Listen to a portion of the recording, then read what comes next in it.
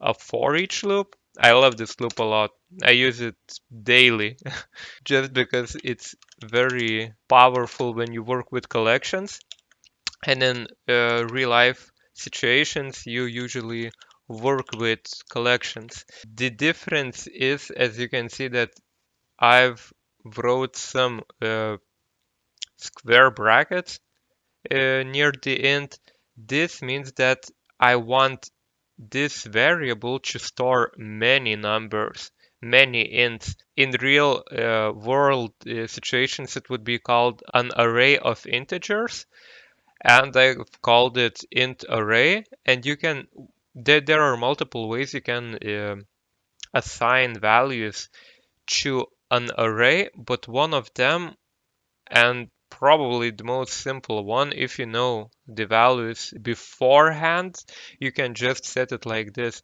You open up curly brackets, just put values. If let's say we wrote that this was a string, we could also do test2, and it would work perfectly fine, but it's not what we want, so I just undo everything, and then we can again do an indication that we want to test with a precise looping.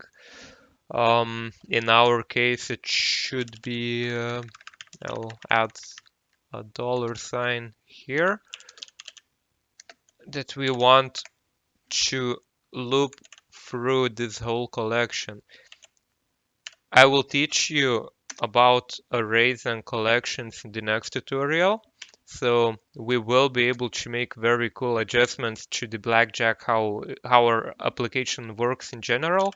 But for now, you will at least get the first look at it. If let's say we want to know how many items does this collection or array have, we can write the array's name dot length. It will find the amount of items it has, so it would be easier for us to see how many items are we actually looping through. And the syntax is very simple. You just write keyword for each, then you open brackets, then you declare a variable. In our case, we have an int. You can also call it a var. Then you need to use a keyword called in, which means in in an array. So we need to write in what array, and that would be int array. And then we just open it up with a curly brackets, and we can do, yeah, we can probably do the same thing. So this example won't show you the precise way it works, but we can also maybe add a printing situation where we can just, or maybe even do this part like this, number. Yeah, so now we will be able to see what array element we're at in this line, and then we will print out hit card. Now F5 to debug. And we can see that it goes through every array element, and it does the execution that we have here. Well, this code block basically. If let's say we change this number to 6, it would print us out with a different number, 6. So yeah, as you can see, it just iterates through the whole array.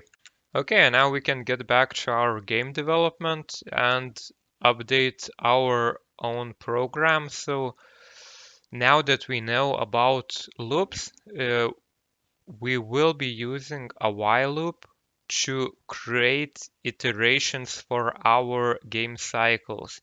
So when I talk about game cycles, I mean this whole switch statement should be repeated as many times until, well, we basically quit. So to achieve that, we will use a new variable which will be called is running is, well, it should be true in our case. So uh, at least for default. Then you just write in keyword while, like I've mentioned. This is a shorthand for bool. I hope you remember, but it would basically mean the same thing. When we're dealing with bool and a condition, we can skip writing equal sign because the condition itself understands that we're trying to compare a conditional statement, which is either true or false. If it's false, it will require it to have an exclamation mark. In our case, we want it to run while is running, and then we add this whole switch inside. So you might be wondering what will happen and if it will work. So right now it won't work. I can guarantee you that. Well, not the way that we expect it to. Then we need to take the menu printing part and add it to the while as well. Okay, so we can try it out and you will see how it works right now. Uh, Issue will be that we will be repeating the menu, and there is another issue that we are actually returning in some parts. Okay, so you should remove these lines of code where we did the Foreach loop because we won't be using it. Then also we will do another upgrade where we're setting initial player information, F12 to go underneath it. Then we will make it to require set default values equal to false because we want it to be optional. Then we can just add if set default values is false, then we want to ask the player to enter all its information. In an else statement, we will write our defaults. So in my case, it would be name Edvinus, age 26, play, whoopsie daisy. That happens sometimes because there's an intermix of those. The nickname, as well as I will want to set player skill level. Let's see, will be intermediate probably. Okay, as you can see, I've set this part as well, and we were calculating it with this one. So, in my honest opinion, this should be a part of initial player information. Here it is. And we can just add it here. We will be calling it from here and we will be removing it from that part.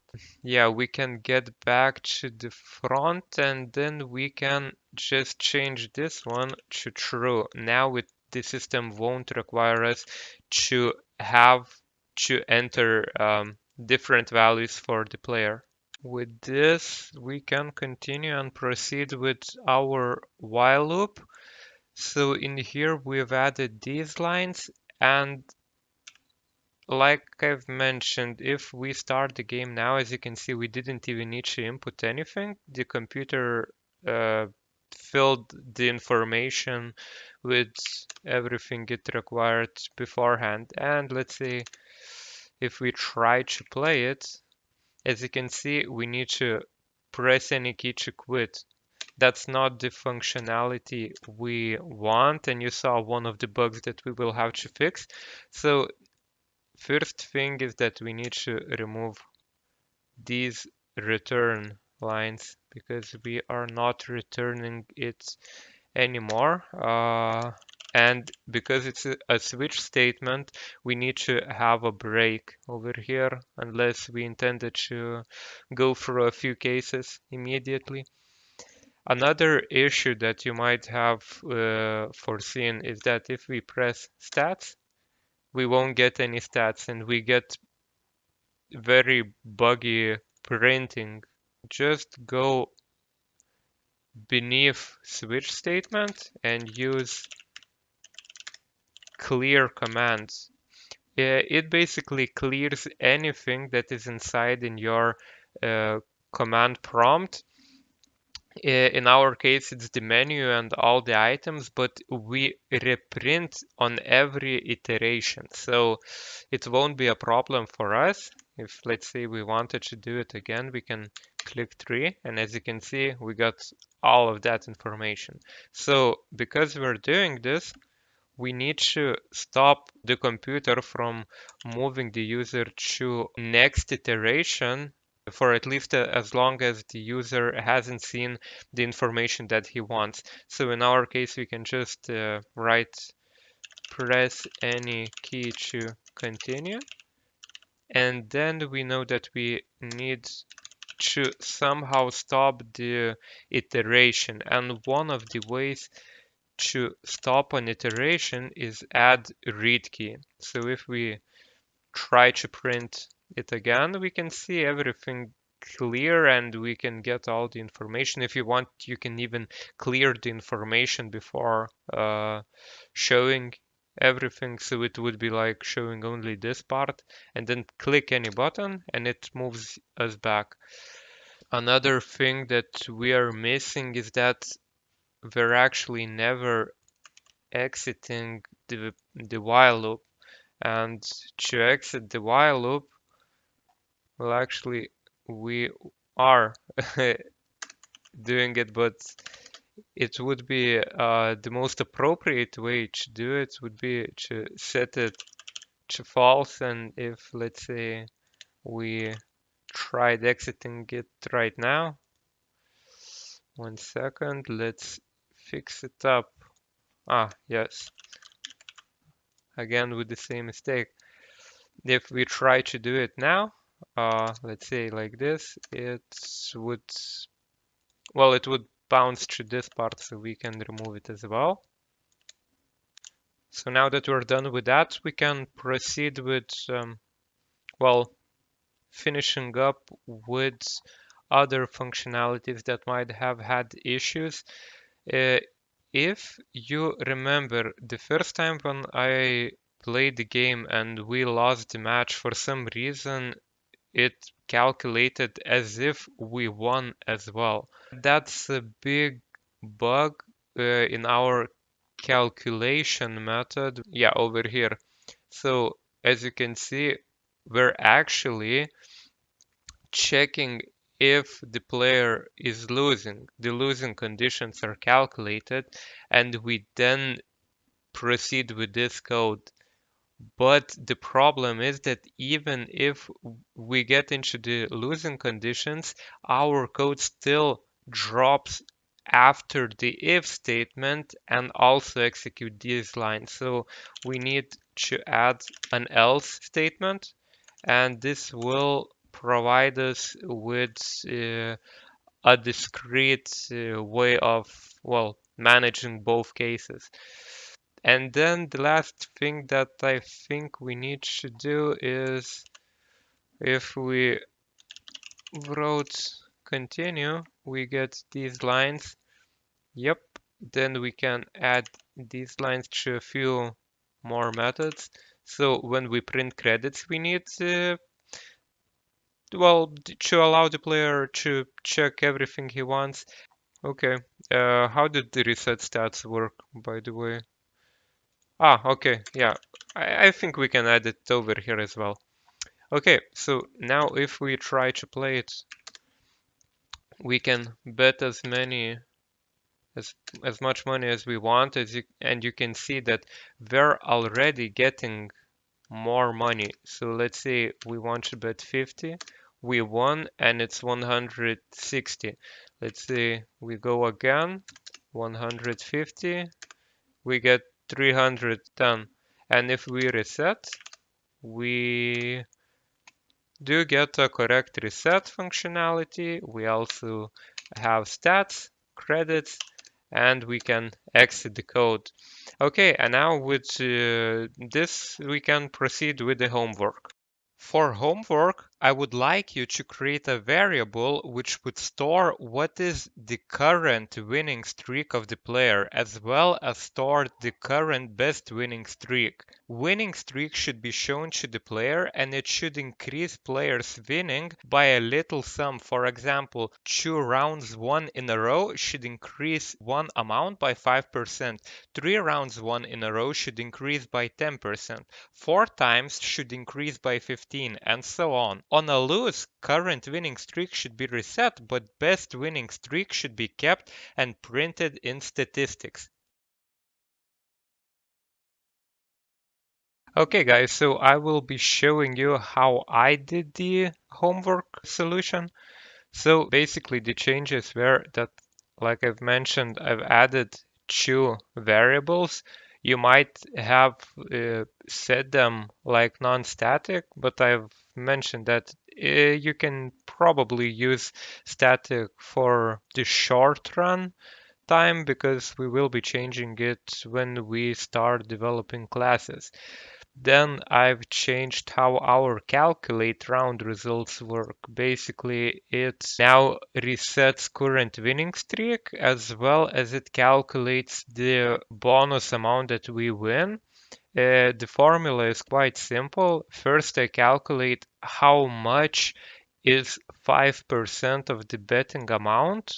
So let's say if it was 10, it would multiply by 0.05, and we would increment it, I mean multiply it by current winning streak, let's say 2, 3 and stuff like that.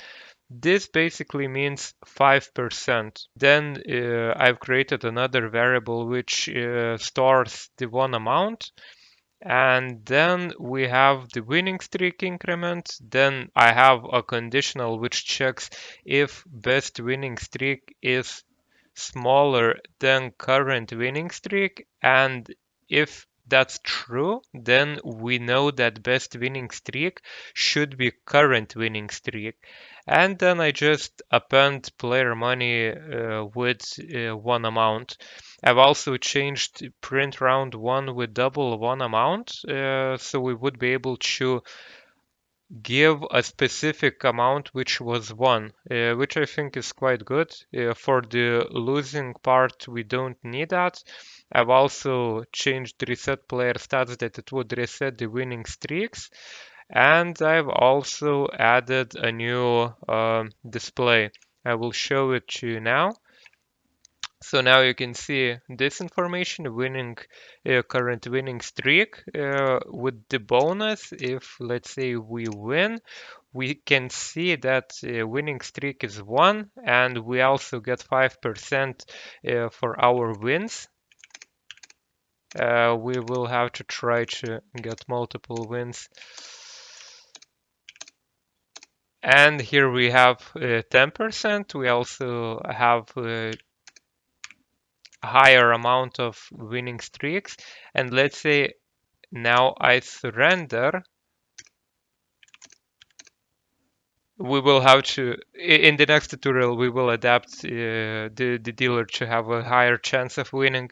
Anyway, as you can see, I've lost the match and winning streak is still 5, but current winning streak is 0.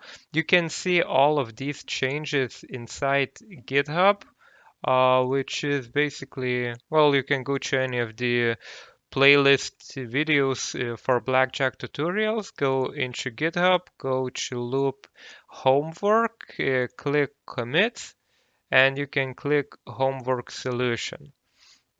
In here you will be able to see only homework changes, which is not much, but it does change the gameplay drastically and it becomes a lot more clean and a lot more entertaining. And if you want the solution as a whole, you can just take initial without homework, although this one has a small fix, so I would recommend you taking this one. Or if you want the latest version, you can just go to Blackjack Lite and then just get the master and press this button and clone it. So in the next tutorial, we will learn the awesomeness of arrays and collections. I will teach you a bit about lists and a bit more about arrays. We will make the cards as a collection, which will allow us to do awesome things like change the flow with the do while, so we would be able to hit as many cards as we want, or at least until we lose. So with that out of the way, good luck, have fun, and have an awesome developer journey.